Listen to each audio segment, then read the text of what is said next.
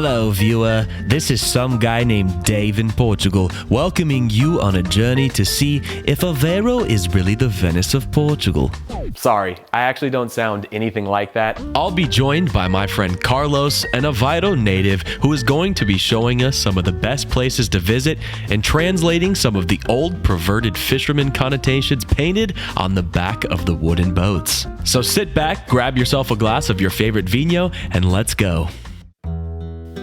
Located about an hour drive from Porto, situated on the edge of an extensive coastal lagoon system, Aveiro is a prosperous town with a good-looking center and a youthful, energetic buzz.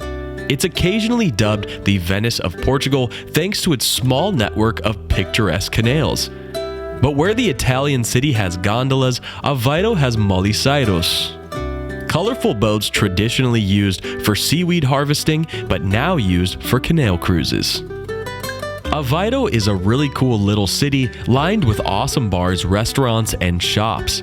Increasing in popularity in recent years, the city has been undergoing a transformation and has become quite modern compared to other city centers in Portugal. The moment I arrived in the city center and the little old town area, I saw all the canals and the beautiful shops, and I thought to myself, why the f did I not move here?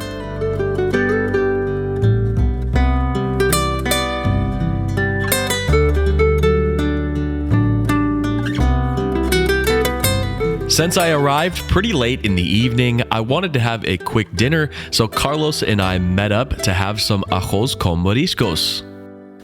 Translating to rice and seafood, this is one of my favorite dishes in Portugal. The restaurant is called O Legado de Ria. Then it was time to get some rest because tomorrow we have a big day to explore Aveiro.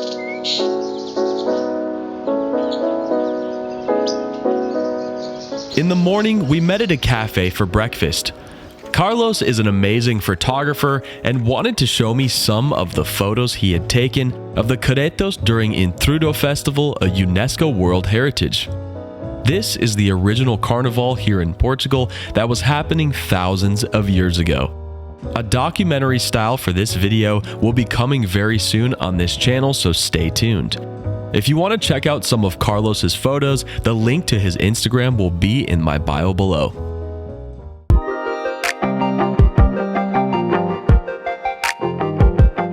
Then we headed to visit Playa de Costa Nova. This beautiful beachfront village is known for its unique and very photogenic, striped, bright-colored houses known as palheiros, which translates to haystacks. These houses were built for fishermen to rest and store their fishing gear, but now they have become Airbnbs and vacation houses for the Portuguese in the summer.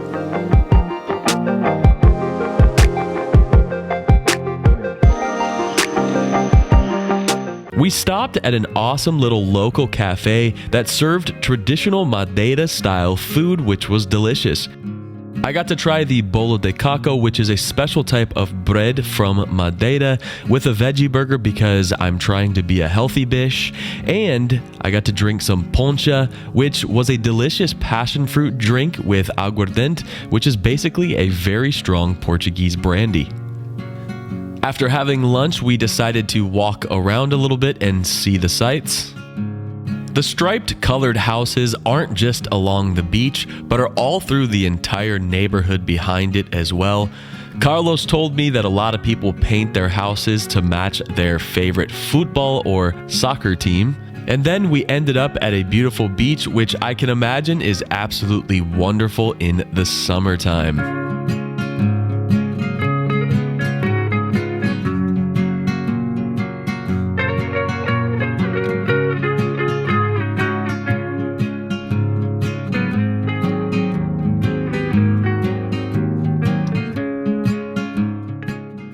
Oh my God, these things called tripas, they're like a mix between a waffle and a crepe, and you can stuff anything inside of them, savory or sweet, and they're just dangerous.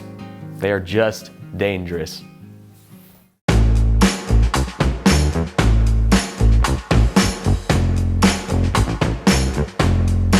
If you've ever been to Portugal, you know that they are very obsessed with one type of food. It's on the menu at almost every restaurant, they eat it for Christmas dinner, and there apparently is 1,001 ways to cook it. Today, we're gonna find out why Portugal is so obsessed with bacalhau, aka codfish. When you walk into almost every grocery store in Portugal, you might notice a strong, pungent smell coming from the fish section. That is the dried and salted cod that to any foreigner not used to it might seem a bit odd. It looks like some sort of giant hanging bat or something. In the United States, codfish is definitely not as popular. I've only really had it in fried foods like fish and chips. Don't get me wrong, I've had some awesome codfish and bacalhau in Portugal, but it is not something that I am obsessed with. And one of the strangest things is despite all of the wonderful seafood in the water off Portugal, codfish has never been one of them. Most of the cod in Portugal actually comes from Norway and Iceland. The history of bacalhau can actually be traced all the way back to the 14th century and the exploration era of the Portuguese when they discovered cod in Newfoundland, Canada. The dried and salted cod could be kept in the ship's holds for years. We got to visit the Santo André, which is a ship from the 1940s that could hold 2,000 tons of cod and operated in the North Atlantic during fishing season. Salted cod represented an incredibly nutritious and long-lasting food source aboard the ships during the Portuguese sea expeditions to the Americas and Asia. Of course, the same could have been done with smaller fish caught in the Portugal's coast, but cod was much more attractive. But above all, the Portuguese simply adore the flavor of the fish after it has been cured with salt. But enough about codfish, let's get back to Aveiro. Then, before sunset, it was time to return to the city center to ride on one of the boats and see how Aveiro actually compares to Venice. Or does it at all?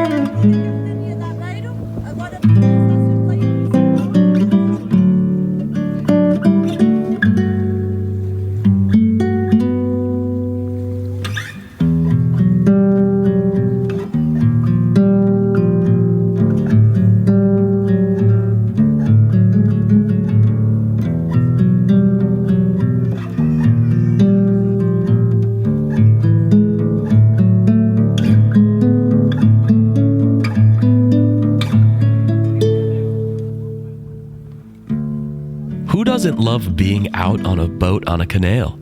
There's just something so romantic and charming about it. But if you look at the back of the boat, you will notice some rather perverted paintings with mysterious Portuguese sayings. But what could they mean? On the back of this boat, for instance, there is a naughty pun which says, "Que rica passarinha," which translates to, "How delicious little bird." You can be saying about the bird or about the bird. You know? This is a good one. This is an old one. But the front of the boat is saved for a little bit more of a noble meaning. So usually the front is for commemorating people or to something a bit more related to religion or saints. For example, this is good luck to the fishermen. You can see the lighthouse. And that's something where Portuguese is the goodbyes of the family, of the men that go out to the sea. And this is a bit like the dual characteristics of Portuguese people. You have the saint and then you have the profane in the rear. But don't be bummed when you come to Aveiro, because the kinky puns have been tamed down quite a bit in the past several years. And this is some of my favorite architecture. Art Nouveau was very popular in Portugal in the early 1900s, and Aveiro has made a living museum of the buildings, which I just think is so cool. These designs are so cool to me, and it's hard to miss them when you come to Aveiro because they are literally all over the city center.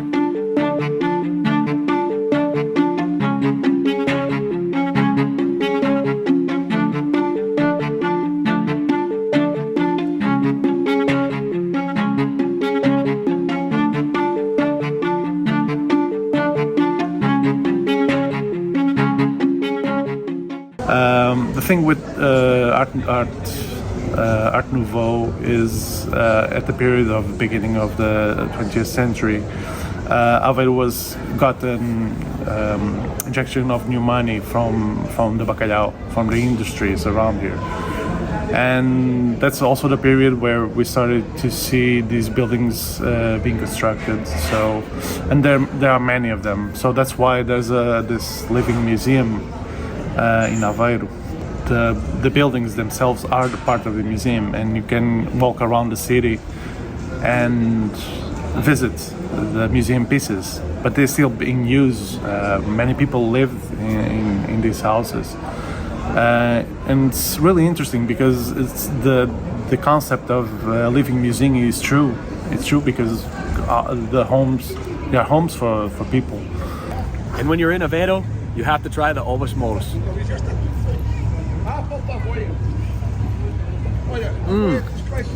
That's pretty much an egg and sugar.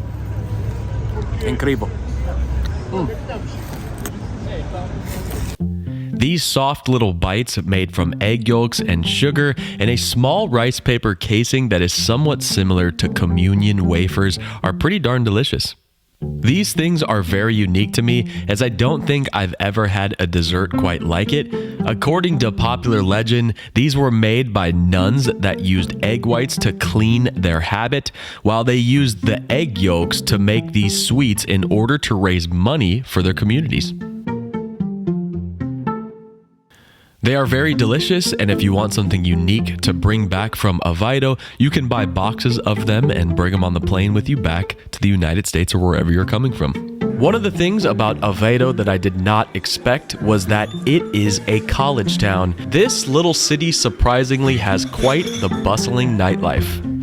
So after exploring the city, is Aveiro anything like Venice? Let's ask local Aveiro native Carlos himself.